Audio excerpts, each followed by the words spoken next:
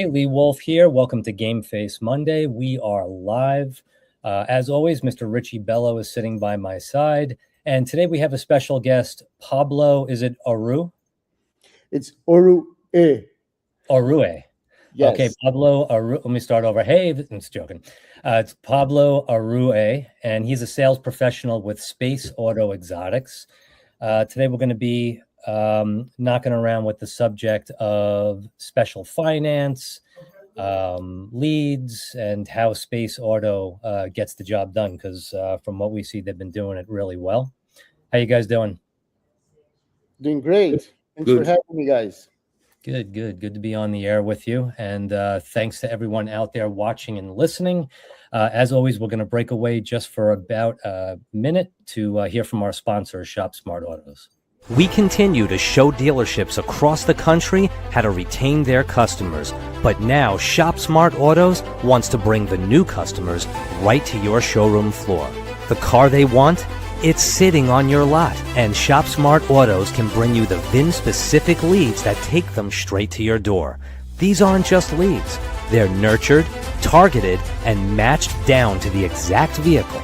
You'll sell more cars faster, and your team is going to thank you for it. Shop Smart Autos VIN-specific leads. Let SSA show them the way to your showroom floor. All right, we are back. And Pablo, why don't we start with just a little bit of your background? Where did you come from, and how did you get to where you are today? Okie dokie. Well, my name is Pablo Rue. I'm 45 years old. I am originally from Brazil, from São Paulo, Brazil. My background is actually computer science. Oh, cool. Yes, I worked like 25 years of my life coding and doing statistics. I work for IBM. I work for cosmetic industry. I work with SAP, Oracle softwares. And during the COVID, when I got furloughed, I ended up in the car industry. Wow. Good. But yes. I bet it's pretty helpful to bring your understanding of data and analytics and stuff like that into the discussion. It is because I remember when I started in the car industry, people didn't have a lot of knowledge of statistics, at least the places where I worked. How to measure clicks, how to measure retention on its own website, on third-party websites, how to generate leads outside of the very well-known portals, platforms, whatever you call, right? Like CarGurus, Carfax, TrueCar. And I had a lot of background in social media as well, which ended up helping me generate my own leads. Wow. Spread the brands of the stores that I was working for, right? So it does make a difference, yes. Awesome. Especially most of the people, at least here in California, that in the car industry, if they're not the owners, usually they don't have a higher education, at least in California. So you have a lot of people that they just did the high school degree, and then they got into the car business.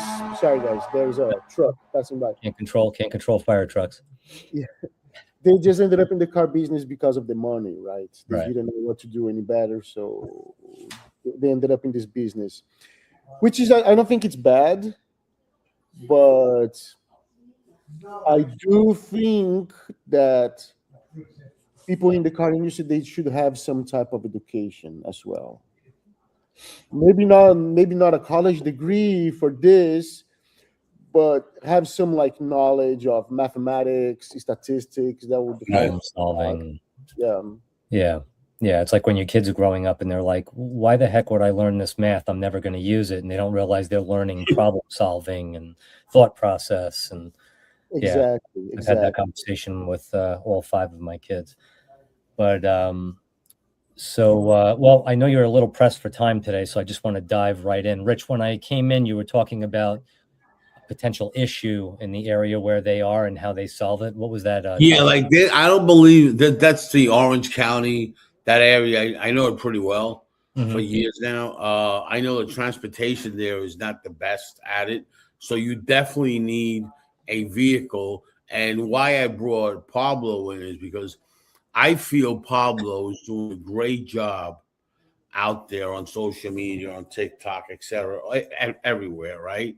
And he does a great thing for the customer.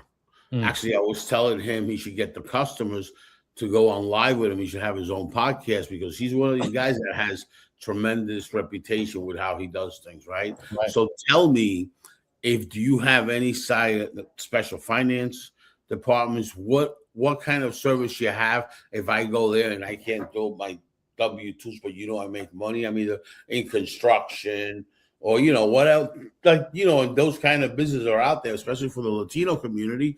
They make money, but they don't have it, right? What kind of solution do you have for folks like that? So, we do have some banks that works with people that doesn't get a pay stub or anything like that, right? So, for instance, I have LandBuzz that have a lot of people that deposit money in their bank account, but they don't get a pay stub. Sometimes they get paid cash, and they put $3,000-$4,000 a month in their checking account. As they keep the cash with them, right? Right.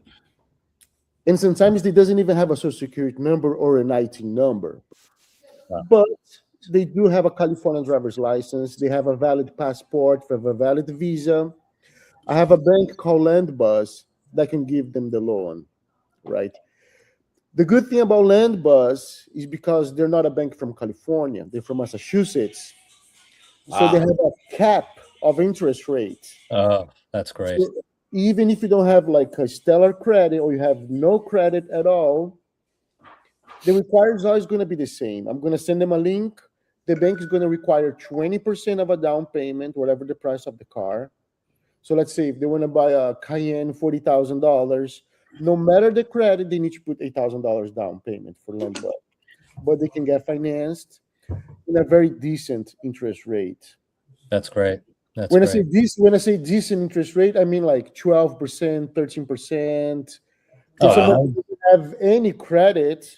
Yeah, I was doing refi in 2020 and people 30%. I was like, I didn't even know that was possible when I started that. I still see deals rolling. I had a deal with a girl. She was a very young lady. She was a referral from another customer. She had a really challenging credit. Her credit was 428, which basically you can't buy anything, right? It's really rough to buy something unless you have a really good down payment. In her case, she was lucky because she did have the good down payment and she did have a pay stub. So we had the ability to talk to the lenders and get the loan for her, right? The thing is, she drove off the car paying 21% interest rate, right? Wow. She can try to refinance down the road with a credit union as long as she can get her credit up to 650 at least. So we could qualify her for a different loan with a credit union, right? Because for us here, the credit union is our main banks for the simple reason of the ticket of the car. Right. So we have cars that is 80,000, choose 280,000, 350,000. If you're not going to do it for credit union, most likely the customer is going to pay a lot of interest rate. Yeah. And it's not all of the banks that's going to give a loan for the exotic cars, right? Yeah. Because here in this lot, we have cars that is actually $5,000, and I have cars that is actually $400,000. Right. We have the division in the lot, right? So we have the exotic cars in one side, the lab cars in the front, and the cheap cars in the lot right next to us, right? So we have the range of customers, people coming for the $1,000 car, and people coming for the Rolls Royce that's $450,000 with 30 miles in it. Right. You know what I mean? Wow. Yeah. Very cool. So you have options there to help those in need, and you're turning that into gold for yourself too, which is great. Yes. In California, we have a lot of international students too. We have a lot of Chinese students, especially Chinese. We have a lot of Chinese students, and this company is actually owned by a Chinese group. Ah, So we have these like Chinese students coming by a Porsche 911. They put $30,000 down, and it has like 36 payment of $3,500 a month yeah, because they have funds in their checking account that they receive from their parents, so they can prove that every month they get $15,000 a month from their parents yeah, to fund them here in California, right? yeah, yeah. A kid came in looking. I was working for Mazda at one point, and a kid came in looking for a Miata. He was too tall for it, but he said, "Oh, Chinese kid. I'll just drive it with the roof down." I said, "What happens in the winter?" He didn't know how to drive a stick. He taught himself how to drive a stick over the weekend. I said, "This kid's never coming back." His family wired him from China the money cash, and he bought the car and walked out. Yeah, and he was a student. Yeah, International students, they do that a lot. They do that Yeah. a lot. could Yeah. not believe it. Everyone laughed at me. They were like, "That kid's never coming back." And I'm like, "Well, I told him to go on the Facebook Marketplace, learn how to drive a stick with someone else's car, and come back if he wants." And he did it. But yeah, so Rich, I don't know if you wanted to expound further on the financing, or if you want to. Well, what I wanted to talk to him is what kind of store is it? I mean, the Orange County community and LA is a very well-known community in the automotive sector. And just let me say this, the automotive sector, like, data and that data thing has been around since Mr. Henry Ford, right? Why? Mhm. Because he had somebody in Michigan that his name was Ralph Lane Polk. He said, I get the cars and you track them all down. So it was always like that. As the evolution in the car business came to the world, what really happened was the grassroots started happening in new car franchises. Then companies like Manheim, NADA, all these things started happening. And it was all driven by data. But the only people that really know that back then, right, were the dealers. The dealers never communicated that with the team, because dealers back then, they were old school. They didn't want to tell anybody any information that the OEM gave them. This is 50s, 60s, 70s, right? 80s, that's when that said, wait, NADA says, wait a minute. If we educate our teams better, they start getting better results. That happened with Polk, Experian Automotive, So now that started because the automotive business always had data. Why? Because they're in the transportation business. And we know the U.S. government controls that business down to the T. So that's what you got DMV, you got all these things. So now you have all this data, but the public didn't know that. Like you got something called title data, registration data, fixed ops data, and that's what they track. And that's been going on since the first model rolled out of Ford. Because there was always DMV. You need a driver's license, it's control, you know what I mean? So that's what it was. So I wanted, you said that, so you're really good. I can tell, I never knew that you were a technology guy. I could tell that you knew you did it because you don't post like the rest of the guys all the time. I see that you post at a targeted time and you're specific in what you do. So I said, wow, this guy, a car salesman, now I understand why. So you have that background of metrics, right? Yeah, because I did a lot of those metrics for a lot of brands that we actually know. I did that for Chevrolet. Right. When Chevrolet started selling cars online, I was one of the guys behind the scenes doing the metrics. Right. When they did the first online sale, we were already counting the clicks for them. Right. We already count where these people are coming from. Exactly. Right. How did they ended up here? Right. Why did this guy spend 30 minutes on the Chevrolet website? Why he's not checking out? Is he afraid? Let's call him. We know that he already showed the interest, right? Right. Yeah, that knowledge, it does make a difference. It doesn't. You know what? I didn't realize that. I thought you were just a typical car salesman. If Lee wouldn't ask you that question, I wouldn't have known. So that's an important question, what he does part of the process, because I didn't know that. But as you guys kept talking and talking, I kept thinking and visualizing you with your posting and all that. And then now I realized that, yeah, and I should have realized it. I'm a data person. I should have realized that, but I didn't, because you have a thing of a great salesman online, you know, he's like, I would never even think about that. Yeah. Because Yeah. back in the day, Wow, that's really good how you know that and you have that hidden and working it towards your benefit.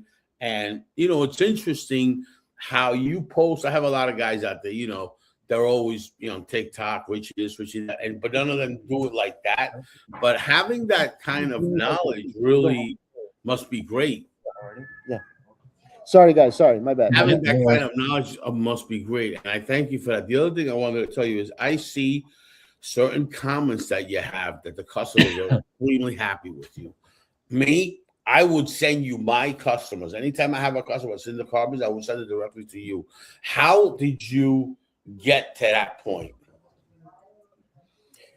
You mean about the knowledge of the data and using that? No, the knowledge of the customers that you have comments and customers are happy with you.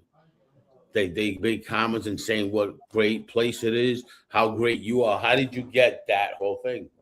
What I noticed those last few years in the car business, Right.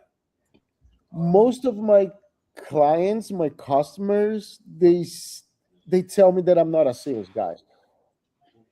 They're like, "Oh my gosh, you're the first person that I spoke from a dealership that doesn't talk as a salesperson. You don't come off like one. No. Oh, you're not pushing for me to buy this. You're not." And even when I don't think the car is good, I tell them, "Look, I have other options." I actually had this lady last Saturday. She came for a 2014 Range Rover Sport with almost 100,000 miles. And she said that was her dream car since she was a teenager. And she drives once a month to Minnesota with her car. Oh boy. Wow. So she came, she looked at the car. I was like, "Look, I don't think this is the right car for you." And she's like, "Pardon me? What do you mean? You want to sell the car or not?" I said, "I want to sell you a car, but now that you're telling me you drive once a month to Minnesota, I don't think a Range Rover with 80,000 miles is going to do good. No. And if something goes wrong with this car, it's going to cost you thousands of dollars to fix it." You know, Right. She ended up buying a GLC, Mercedes GLC, with way less miles, a 4-cylinder car. She's going to save a lot of money with gas, and she drove off super happy. That's good. That's good. 2 days later, she texted me. She's like, "Oh, I just want to say thank you because I ended up taking the car to the Mercedes for them to check the car. The car is perfect, blah, blah, blah, blah, blah, blah, blah, blah. And I'm glad that I didn't get the Range Rover because that could be turning into a problem in my life." Yeah. Yeah. So I think that I have this approach. It's not that I plan to have this approach of not being a sales guy. I think just because I wasn't raised in the industry, I don't have the same car sales behavior as the other people do have. No, you don't. No, you don't. And that's the one thing that I noticed, but I couldn't figure out. I just said he's just on videos of that. He's a really rough guy. He's just making believe. But now that you said that to me, I realized I didn't realize, the people don't know because they see you have a beautiful page, by the way, on TikTok with videos with cars, what you do. You know what I mean? Mm-hmm. And you don't have any of that stuff, computer science, any of that stuff out there. Nothing. No, So no. who would know that? And you have the look as a car guy, as a car salesman. You're like blended in like from technology. It goes the other way, by the way. It goes the car people blend into technology. You blend it from technology into the car business, and it's really working for you. That's something I have learned now with you. I had no idea, really, to be honest with you. But the great thing is that he's using this knowledge and using this data and computer science background to do right by the customer instead of just because he could probably very easily he could have sold that Range Rover very easily. And when you said Range Rover in Minnesota, I just watched a video last night or this morning that after 70 to 90,000 miles, you probably want to trade in or sell your Range Rover. Oh, and yeah. the idea that you took that risk for her it's admirable for Because sure. if something goes wrong, people's not going to think about the dealership. Yeah. Right. They're going to think about you. Yes. Oh my gosh, that guy, he got me. Yeah. He's told me this was the right car I needed. Yeah. And Every bad review is the same. Yeah. exactly. That Rob, that David, that guy. Yeah. He sold me up a river. Yeah. Yep. Without a doubt. And we'll let you go in a few minutes. I know you have a pretty important job there. How are you? What's the best methods you're finding for gaining leads right now? Is it social media? For me, social media. Yeah. Compared to everything else, either social media or phone. I think the leads that you get from the phone calls, those are the hottest leads. With So good, for clean instance, data. here we have this thing called Clarity, which is basically an app that's once the phone rings, all the salespeople phone rings at the same time. It's like you have a landline in your desk, right? Whoever gets the call first gets the lead. Wow. I think those are the leads from the phone. Those are the top tier leads, because if they're calling the store, it's because they want something from that store. Right. It could be, I want to use your insurance body shop. Because here we have the Tesla mechanics. We have a Tesla body shop in the back, because we sell a lot of Teslas here. Yeah. And we have a company that belongs to the same group that we do insurance claim for Teslas, right? After the phone call leads, I would say the social media leads. Those are the hottest ones, right? Because if the people take the time to send you an inbox in your TikTok or in your Facebook Marketplace, it's because they liked something that you posted and they want to learn more, right? Right. But in the third position, I would put everybody else, right? Yeah. TrueCar, Car Gurus, Auto Trader, Cars.com, and even between those portals, right? Car Gurus, TrueCar, Cars.com, Auto Trader. I even have a ranking for them. Even though, for instance, I know the Car Gurus is the most expensive one, right? We pay like $8,000, $12,000, $14,000 a month for Car Gurus. I already told the owner, said, I don't think that's good, because 8 out of 10 leads that you receive from Car Gurus, they're actually not leads. Those are people just browsing Car Gurus websites, and the moment they click, the Car Gurus turn them into a lead, so they can count that they're giving you the amount of leads you're paying for per month. And that's actually not true. No, yeah, right.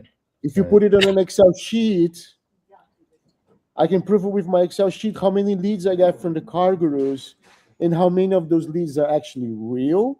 They're not just clicking around. It's a very low percentage. Right. So I don't see. I mean, if you want to boost the brand on a portal such as Car Gurus or Carfax, that might make some sense for some time.